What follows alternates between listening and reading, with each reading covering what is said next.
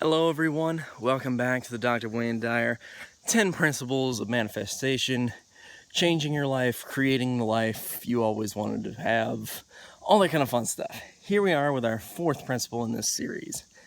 And this one, once again, is another really useful one.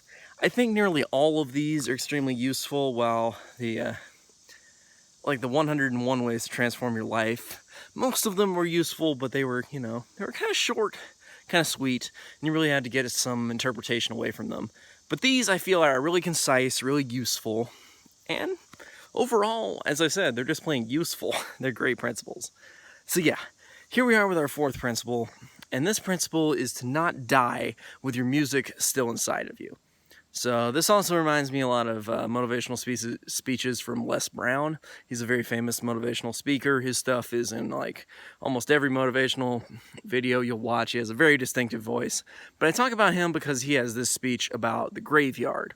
Where's the richest spot in the world? It's the graveyard. This place where so many people have died with, their symphonies unplayed, with all their work never done. These people who were so afraid that they could never actually do it died with their music still inside of them. So this principle from Dr. Wayne Dyer is really getting on that idea of don't die with your music still inside of you.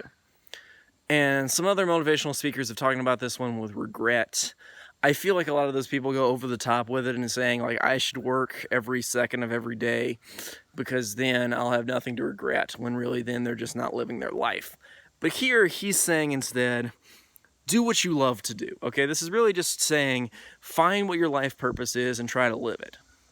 And I think that this is just enormous, that people need to find what they love to do. Now, I'll tell you, it's not always easy because nothing like logically can just tell you. It's all emotionally. So I'll tell you that I've done a lot of things in my life. Making videos, for example, is something I tend to do a decent amount of. I did a lot about writing. I've done a lot about work and that kind of stuff. Done a lot of stuff with science, doing things with psychology, of course.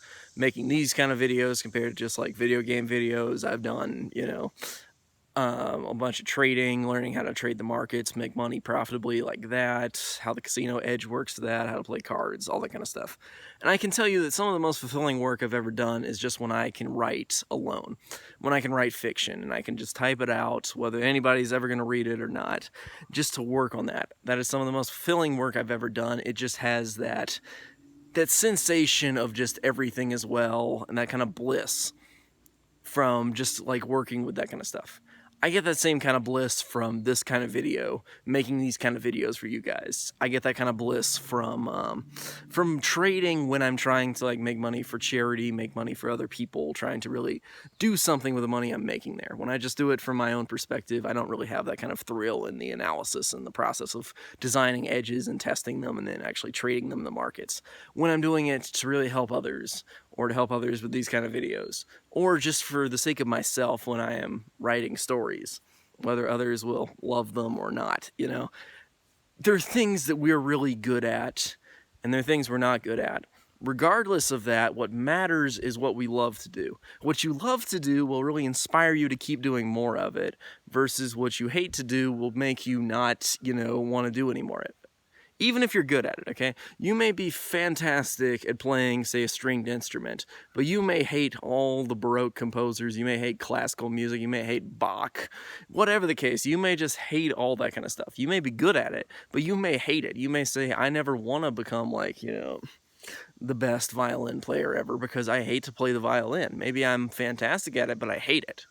Don't do what you hate, okay? Maybe you want to be a writer and you're no good at writing, okay? Maybe you can't spell at all. Maybe your paragraphs are like too short or too long. You don't know like the syntax properly. You don't know punctuation rules. But maybe you love to write. If that's the case, you can learn all that stuff with ease because it really comes back to the subconscious mind. The subconscious mind is fueled primarily by the forces that Napoleon Hill talked about in Think and Grow Rich here. Desire and belief, okay? Desire and faith, as he says it, but faith really having the context of belief in there. So saying, you know what you want is most important. And when you really believe that you can get it and that that can do some good for other people, that will really inspire you to overcome any obstacle. Versus if you hate something, that will only give you more fear, being more anxious, having more like depression, having all these kind of things that are just going to drag you down and make you no longer want to do it, and even bring you to an early grave. And then you'll die with your music still inside of you, okay?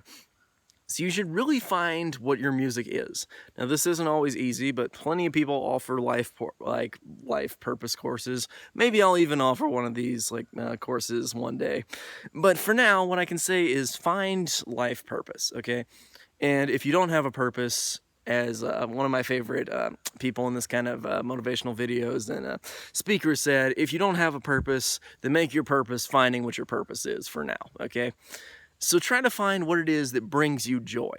Now, you can't always just do what brings you joy all the time. Maybe you can only do it on the weekends. Maybe you can only do it an hour a week. Maybe you can only do it a tiny amount compared to having to do work to support yourself. Whatever it is, though, that you love, you should find what that is and use it. Play it.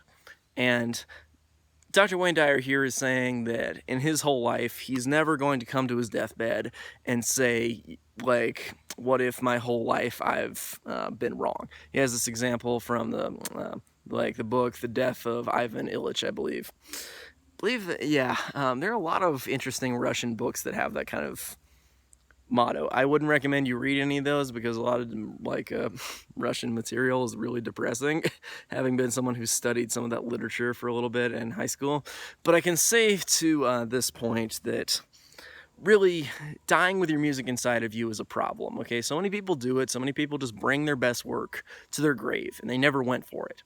Go for it, but go for it within reason, okay? Hedge yourself a little bit, but just put your music out there. You don't have to do it all the time. You don't have to say, okay, I'm going to quit my wonderful job just in order to write stories all the time. No, okay? You can write stories on the side if that's your purpose. Just dip your toe in. So many people are so afraid and so bound by guilt and fear and perfectionism that they never even dip their toes in the water that they're one day wanting to swim in, you know? So really, it's about saying, okay, you know what? I'm not going to do any of that. I'm going to say, I'm going to dip my toe in. I'm going to try to figure out what my life purpose is. And once I do, that's going to give me so much fulfillment, so much energy that I'm going to push forward with it. And when you get to the end of your life, whether you find the serum for immortality and live forever, or become a god, or whatever, you aspire to be to avoid death, or you end up on your deathbed, or whatever happens there, okay? Then you'll realize, you know what? I lived my full life. I may have not lived a perfect life, but I went after what I wanted most, what brought me the most bliss. I had some wonderful experiences, and I'm not going to die with my music still inside of me. What I will bring to the grave is I'll bring some of the possibilities I could have gone after that I never did because, hey, infinite possibilities, we can't do absolutely everything. But I went after the things that were most important to me, that I thought were most important to me, and I did the best I could at them. I had some fun doing them, and at the end of my life, I'm going to accept that I did the best I could. I, really went after this stuff, and I didn't die with my music still inside of me. Dr. Wayne Dyer, for example, has died, but he wrote so many great books. He made so many great materials that I'm still even covering to this day, and will probably continue to cover for a long time, that really keep teaching us from beyond, his death, that will continue to teach us likely for a long, long time, because we can still learn from Greek philosophers who died over 2,000 years ago. And that's really important here, that when we play our music, others love to listen to passion, to energy, to all that kind of stuff. And we shouldn't die with our music inside of us because our music is our own. It brings us great peace, great bliss, great insights. It makes us really fulfill our lives. So don't die with your music still inside of you. Spend at least some time every week looking for what your life purpose is, finding the things that you love to do, and trying them out. You won't do it perfectly, but you'll find what you're looking for eventually. Knock, and it shall be opened unto you. Seek, and you shall find it, as it said there.